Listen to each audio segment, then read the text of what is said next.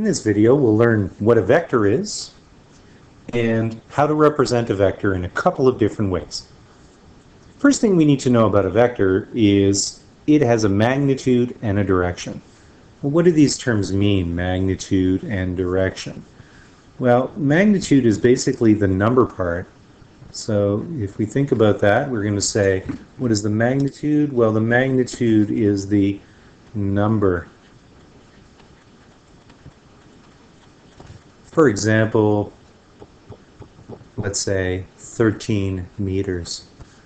Now, when I talk about direction, usually I want to represent direction in terms of some sort of grid, some sort of standard grid, something like that. So the direction often will be represented in terms of cardinal directions, for example, north or east or west or south, but it could be somewhere in between. And what do I mean by somewhere in between? Well, let's represent that here.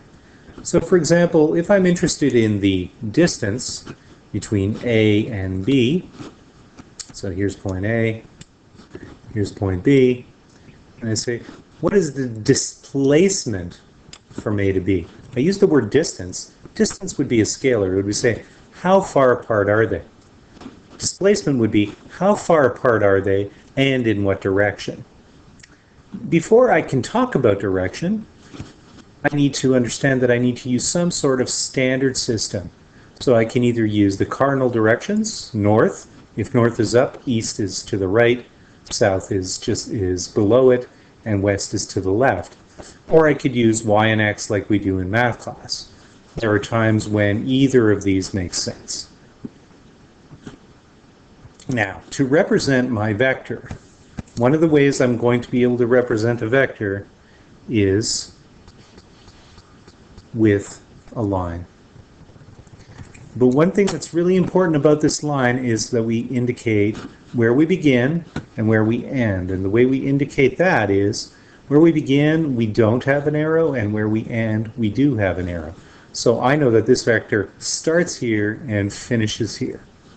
Now, if I'm talking about this as being a displacement vector, in other words, how far and in what direction is point B from point A,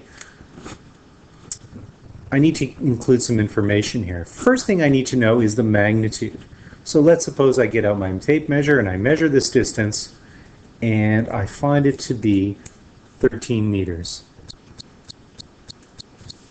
Let's change tools. 13 meters.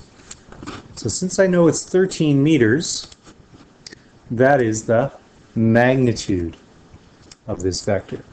But I do need to indicate something about direction. So I'm going to indicate that in terms of the angles at the base of the vector, in other words, where the vector starts, not where it ends. So where the vector starts, I have some angles. This angle is moving away from east, because this would be east.